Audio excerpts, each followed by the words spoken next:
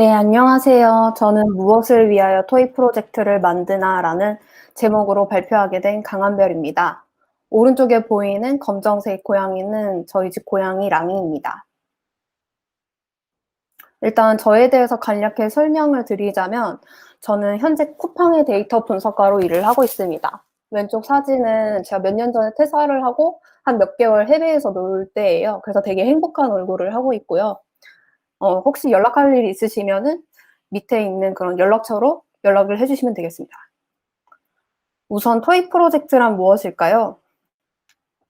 토익 프로젝트를 제가 구글에서 검색한 결과인데요. 빨간색 줄을 보시면 아실 수 있겠지만 밑줄처럼 개발자 이야기가 엄청 많이 나온다는 걸 알 수 있습니다. 그러면 토익 프로젝트란 뭐 개발자를 뜻하는 걸까요? 저 같은 데이터 분석가에게 토익 프로젝트란 무엇일까요? 뭐 아시는 분들도 있으실 텐데 데이터 경연 대회인 태그 외에 어떤 토익 프로젝트가 있을까요? 제가 보통 토익 프로젝트를 하는 이유는 그냥 궁금해서예요. 그러니까 뭐 이전에 했던 토익 프로젝트도 마찬가지였고요. 뭐 이번에 공유 드릴 거랑 다른 이야기지만 예전에 엑소 시우민이 군대에 들어가 있을 때 오징어를 싫어한다는데 군대 오징어 반찬이 계속 많이 나와서 팬분들이 걱정을 하신다는 거예요. 그래서 정말로 군대에서는 오징어 반찬이 많이 나오나 뭐 그런 걸 세본 적도 있었어요. 하지만 오늘 공유 드릴 토익 프로젝트는 스타트업 소개 자료로 도메인을 분류하기입니다. 이 자료는 스타트업 얼라이언스에서 누적 100억 이상 투자를 받은 스타트업을 산업별로 분류한 자료입니다. 혹시 뭔가 이상한 점이 느껴지시나요? 느껴지시나요? 느껴지실 거라고 믿어요. 뭔가 스파이가 하나 숨어 있죠. 뭐 미소, 청소연구소, 와홈은 홈케어고 버킷플레이스는 홈케어가 아닙니다. 이 납득이 안 되는 분류가 저는 사람이 해서 그런 게 아닌가라는 생각이 들었고, 그러면 기계를 시켜보면 어떨까? 해서 토익 프로젝트를 시작하게 되었어요.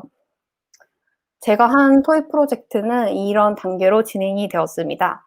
방법을 계획을 하고, 그 다음에 데이터를 수집하고, 데이터를 정리하고, 분류하고, 결과를 확인해 본 후에 시각화를 합니다.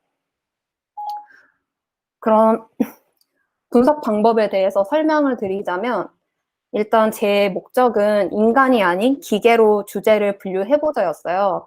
그러려면은 스타트업이 어떤 업종인지 확인할 수 있는 데이터가 필요해서 저는 스타트업의 자기소개 자료를 쓰면 되겠다고 생각했어요. 그래서 이 시점에서 데이터는 텍스트 데이터를 쓰는 것으로 확정이 되었고요. 데이터 수집은 스타트업 사이트에서 기업명과 기업이 직접 작성한 소개 자료가 있더라고요. 그래서 저는 셀레니움과 뷰티풀 스프를 통해서 크롤링을 했습니다. 그렇게 해서 데이터를 수집하고 나니까 기업명만 확인했을 때 전체 75,539건이 모였어요. 근데 이 중에서 조금이라도 자기 설명이 있는 경우에는 15,328건이고 분석에 쓸 수 있을 정도로 유의미한 문장이 있는 스타트업은 5,653건이더라고요. 거의 전체 데이터의 8%만 남은 정말 작고 뽀짝한 데이터가 되었는데 제가 하고 싶은 거는 모든 스타트업을 분류를 해보는 게 아니라 정말 의미 있는 소개를 남긴 스타트업을 대상으로 해서 분류를 해보고 싶었기 때문에 이 데이터를 가지고 진행을 해보기로 했습니다. 이제 데이터를 전처리하는 구간이에요. 이게 제일 노가다를 많이 하는 구간인데 쓸모없는 구두점을 제외하고 뭐 URL을 지원하든가 해서 클린한 문장으로 만들고 스타트업 도메인에 맞는 단어를 사전에 등록했습니다. 그러니까 뭐 예를 들면 우한 형제들을 그냥 보통의 형태소 분석기에 넣으면 우와 플러스 한 플러스 형제들로 나뉘어요. 근데 제가 원하는 것은 우한 형제들이 고유명사 처리가 돼서 한꺼번에 빠지는 것이었거든요. 그래서 사전에 이런 회사명을 등록하는 과정을 거쳤고, 그리고 분석에 필요 없을 만한 그런 분용어들을 제거를 했어요. 그러니까 뭐 예를 들면 혁신, 누자, 투자 이런 이야기가 꼭 들어가더라고요. 그래서 이런 단어도 분석에 필요하지 않기 때문에 제외를 했습니다. 그리고 이 과정을 모두 거친 후에도 명사만 남겼었는데 이 이유는 보통 명사 플러스 하다로 조합이 이루어지는 경우가 있어서 이 경우에는 명사만 남겨도 충분하더라고요. 그래서 저는 계산량을 좀 줄이기 위해서 0,4만 남겼어요. 그래서 제가 말씀드린 이런 과정을 다 거치면 왼쪽의 구구절절한 설명이 오른쪽처럼 바뀌게 돼요. 정말 참 쉬운 과정이죠. 이제 텍스트를 분류하는 과정인데요. 저는 문서를 주제별로 분류하는 방법으로 K-means 클러스터링과 LDA를 고려를 했어요. 문서 분류하는 방법에 여러 가지가 있겠지만 자료를 찾아보면서 이게 적절한 것 같다라고 생각하는 방법들을 시도를 해봤습니다. 첫 번째는 K-means 클러스터링인데요. 이 K-means 클러스터링은 어떤 데이터들이 주어졌을 때 그 데이터들을 그룹핑 시켜주는 방법입니다. 그러니까 이 토익 프로젝트에서는 주어진 소개 자료를 그룹핑하게 되는 건데요. 그러니까 제가 컴퓨터에게 이 자기소개 자료는 어떤 도메인으로 묶어야 한다고 알려주는 게 아니라 컴퓨터에게 몇 개의 그룹, K개의 그룹으로 묶으라고 알려주면 그 그룹만큼 그룹의 중심이 랜덤으로 선택이 돼요. 그러면은 전체 데이터가 자기에게 가장 가까운 그룹의 중심에 속해 있는 클러스터로 할당이 되고 그 그룹의 중심은 다시 클러스터의 가장 중심으로 이동을 해요. 그래서 그 다음에 또 그 각 데이터가 자기에게 가장 가까운 중심이 속해 있는 클러스터로 다시 재할당이 되는 거죠. 이 과정을 계속 반복을 해서 결과가 더 이상 변하지 않거나 아니면은 그 사용자가 지정한 수를 채우게 되면 학습이 끝나는 방법입니다. 두 번째 방법인 LDA는 주어진 문서에 대해서 각 문서에 어떤 주제들이 존재하는지에 대한 확률 모형입니다. 이 예시 그림은 이 노란색 토픽을 자세히 보시면은 유전자라는 단어가 가장 등장할 확률이 높잖아요. 그래서 이 문서에서 노란색이 가장 많으니까 이건 유전자에 관련된 주제라는 걸 추정한다든가 그런 방식입니다. 그래서 제가 이게 LDA를 해본 결과예요. 이 그림은 LDA를 시도하고 시각화한 결과인데 이 원과의 거리가 서로 멀고 잘 분리가 되어 있다면 그 겹쳐지는 주제가 없이 잘 분리가 됐다는 뜻이에요. 근데 지금 이 그림을 보면은 겹쳐진 원들이 많잖아요. 그래서 이건 좋은 결과가 아니었어요. 근데 이번에는 K-means로 분류한 결과인데 원 사이의 거리가 정말 잘 떨어져 있죠. 그래서 LDA보다는 K-means가 더 좋은 결과가 나왔더라고요. 이게 K-means가 더 적합한 이유에 대해서도 이유를 찾아봤는데 LDA에서는 한 문서에 여러 가지 토픽이 있을 수도 있다는 가정이 있고 K-means는 하나의 문서에 하나의 토픽이라는 가정이 있어요.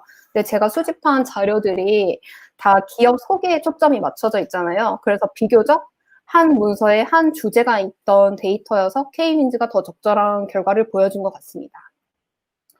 아까 말씀드렸다시피 그 K-means도 그렇고 LDA도 그렇고 K의 개수를 사용자가 지정하는 단계가 필요한데요.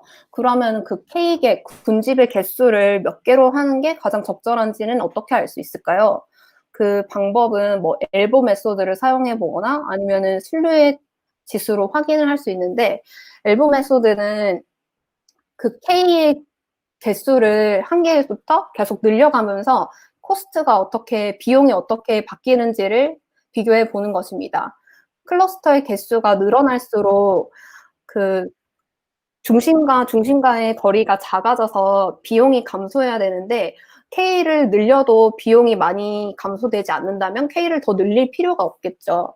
실루엣 개수는 오른쪽에 있는 건데 그 클러스터가 어떻게 잘 분류됐느냐는 그 한 클러스터의 내부의 거리가 짧을수록 응집이 될수록 좋고 그리고 다른 클러스터와의 거리가 멀수록 좋다를 표현한 것입니다. 그래서 얘는 마이너스 1에서 1 사이의 값을 가지는데 1일수록 제일 잘 부합하고 K-means는 그 떨어지는 폭을 보고 결정을 할 수 있어요.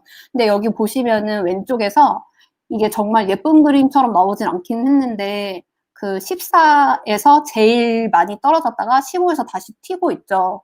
그래서 제가 15로 늘리면은 오히려 코스트가 늘어나는 거예요. 그 실루엣 지수도 비슷하게 14에서 좀 가장 올라갔다가 15에서 내려갔기 때문에 저는 14로 정했습니다. 그러니까 뭔가 이론적인 걸 보면은 이렇게 정말 예쁘게 나와야 되는데 현실적으로는 그렇게 예쁘게 나오지 않더라고요. 그래서 이제 K-민즈로 한 결과예요. 그러니까 각 클러스터에서 가장 많이 나오는 단어를 10개씩 대표적으로 적어두었어요. 그래서 이 클러스터에 대한 별명은 제가 붙였고요. 괜찮게 묶인 것 같나요? 뭐 첫 번째 클러스터를 보면 게임, 스포츠, 엔터테인먼트 이런 단어가 많이 나왔네요.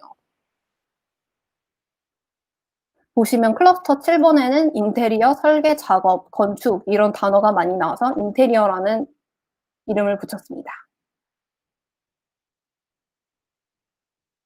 그러면 원래 저에게 고민을 안겨주었던 회사는 어디에 분류되었나 볼까요? 보시면은 인테리어로 묶여 있습니다. 인테리어로 묶인 기업은 인테리어 젠틀맨, 집닥이어서 비교적 비슷한 기업끼리 묶인 것 같네요. 네, 마지막은 그 클러스터링을 한 거를 시각화한 거예요. 이 단어 텍스트 데이터는 고차원의 데이터이기 때문에 시각화를 하려면 차원을 축소해서 시각화를 해야 되는데요. 그래서 임베딩한 단어 벡터를 시각화하는 데 사용되는 차원 축소 기법인 티즈니를 사용하였습니다. 차원 축소이기 때문에 이 개별 축은 의미가 없고 그냥 시각화를 위해서 만들었다고 생각하시면 되고요. 이 각 색은 클러스터를 뜻하고, 그러니까 색이 같으면 같은 클러스터에 속해 있는 거예요. 각각의 접은 회사를 의미합니다. 지금 제가 한 걸 보여드리려고 하는데, 어, 보이시나요?